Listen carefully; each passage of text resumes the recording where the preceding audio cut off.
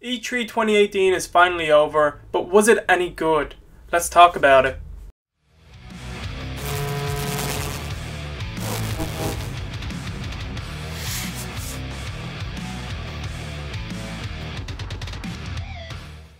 Hey everyone, welcome back to a brand new video. Today I will be talking E3 2018. E3 is finally over, it happened last week, lots of stuff was announced, and I mean a lot of games were announced last week. So I'm just going to be mainly talking about the big three: Microsoft, Nintendo and Sony.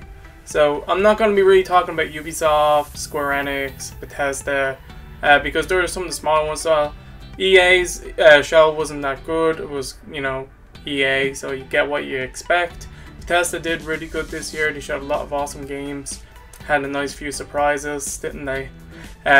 Square Enix, I didn't really watch it because lots of people said it was shit. So yeah, big three: Microsoft, Nintendo, Sony. Gonna be starting off with Microsoft. How did Microsoft do this year? Did they do what they needed to do? Did they prove that the Xbox is here to stay? And lots of people be like, Xbox has no games. So the first thing Phil Spencer was all like, we got 50 games to show off, 18 with some sort of exclusivities, and 15 world premieres. Don't ask about the voice, I'm just messing. So yeah, so they had 50 games to show off. Lots of them were multi-platform games. Some of them had like launch and force on the Xbox One, or some of them were just console exclusives, like only on the Xbox and PC, like Windows 10, like Crackdown 3, Forza Horizon 4, and stuff like that. One of the highlights for me was seeing Devil May Cry 5. Big Devil May Cry fan here. There was lots of rumors before E3 that this game was going to be exclusive to the PlayStation. So with them having the right, like the partnership to show it off on their stage, that really helped. All those rumors, fake. So yeah, Devil May Cry 5 coming to the Xbox One, PlayStation 4. Too bad the reboot didn't get a sequel. I was actually a fan of that, but I've grew up with the original Devil May Cry series. I really like Devil May Cry 4. I like playing Nero and Dante. I know some people don't like Nero. I liked him. I thought he was pretty cool. He's not better than Dante in any way, but it was good. The way they ended it with Cyberpunk, like, hats off to them. The way they were doing the whole, and thank you, I hope you all have a great Cyberpunk took over, and from lots of people walking around E3, and actually, I don't know why I said actually twice there. People did get to see behind closed doors, and everyone that did see Cyberpunk behind closed doors said they were basically blown away, and that this game is going to be amazing. If it's what it's like when they showed it off there, everyone is going to be in for a treat with this game. I'm a big fan of CD Projekt Red. Love the Witcher series. The Witcher 3 is one of the best games, I will say, one of the best games ever made. It is one of the best games I've ever played. It's in my top 5, probably even in my top 3, top 2. It's amazing. If you have not played The Witcher 3, it's a game that you're going to have to invest a shit ton of time into, because there's so much to do. Okay, so Microsoft did great. They didn't only just show 50 games, they also announced that they have 5 new studios. One of which they made themselves. They invested money, they're building it up themselves, hiring lots of people, top developers and stuff like that. Then the other 4 were the companies that they bought: Undead Labs, Playground Games, Heavy Rain Developer, or not Heavy Rain Developer. You know what I'm saying? I know their name. Ninja Theory. Boom. I don't know why I said Heavy Rain, because that's not them. That's not them. Hellblade is what I meant to say. I'm there like spinning, like just keep dragging. This is gonna be a ramble, I guess. That's the way I'm doing it. So yeah, Ninja Theory, and then Compulsion Games that are doing We Happy Few. It's not out yet. It's coming out. It's been in the game preview program. I'm pretty sure the version that's in that is like very out of date, and they're actually just like, it's a big story-driven game now. So that's something to look forward to. The trailer looks pretty cool. I always thought it looked cool, but will I get it when it comes out? Depends, because money, and there's so many games. There's literally every year it's like one thing to complain like, there's so many games. People that complain that either system has no games, like that's crazy shit. Because there's always a game, there's always another game. There's so many games, either free to play or just different games in different genres. There's so many games. Like, it's a fantastic time to be a gamer. So yeah, and that's enough about Microsoft. They killed it. They showed off a shit ton of games. Ori, they showed Crackdown 3 with a February release date. They nailed it. There was nothing I can say that was bad about their show. They did what they needed to do. They showed that they had games. They had deals with multi-platforms to get some sort of console launch exclusive for some of the games. Like, they nailed it. They showed off. They even said they're working on the next Xbox and stuff like that. Well done, Microsoft. Well done. So we're gonna go to Sony.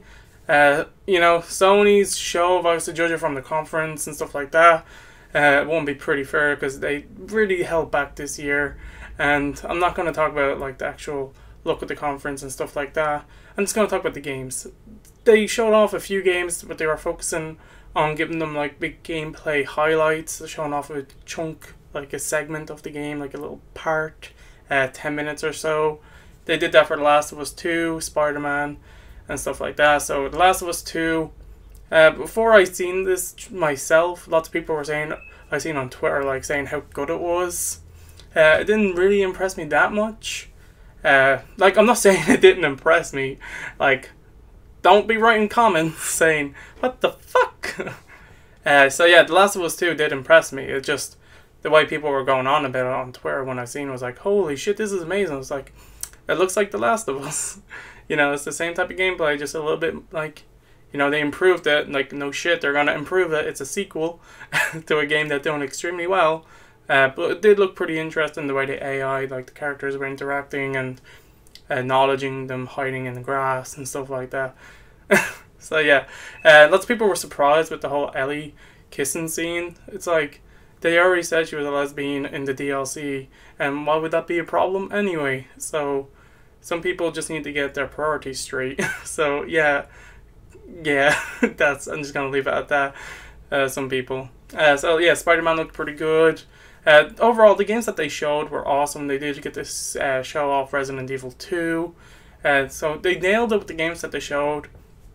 It was different. There wasn't as many. Like I said, they only showed a few games.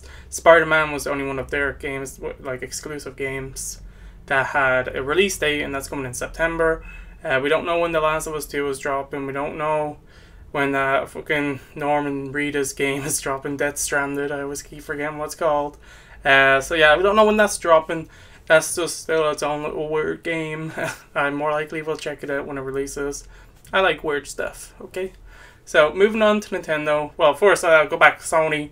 How did they do? They did okay. They didn't really do anything to super impress. The games that they showed off were games we already knew about, and we already knew they were going to be games that look good. So, nice one, I guess. The games that we knew were going to be good or hoped were going to be good look good. So yeah, Nintendo, the main thing that Nintendo showed. Well, one of the biggest things that actually came out from E3 for Nintendo was the fact that Fortnite is launched on the Switch. Probably around 3 million people on it now. That's not official. The last thing they said I seen was 2 million people. But that was a few days ago, so it could be at 3 million by now. There's the whole thing with Sony not allowing people to have cross-platform play, or if you have your account on the PlayStation, you can't use it on the Xbox or the Switch, which is bullshit, like your whole Epic account. So you can transfer your saves and stuff like that, going back and forth. So Sony, you need to get on that shit. So Nintendo mainly just showed off Smash Bros. Ultimate. Not gonna talk too much about Nintendo because there's not too much to say. Smash Bros. Ultimate is basically like the Wii U version, upgraded. Has every character that was ever in a Smash game, which is amazing. If you love Smash, this is the Smash game for you.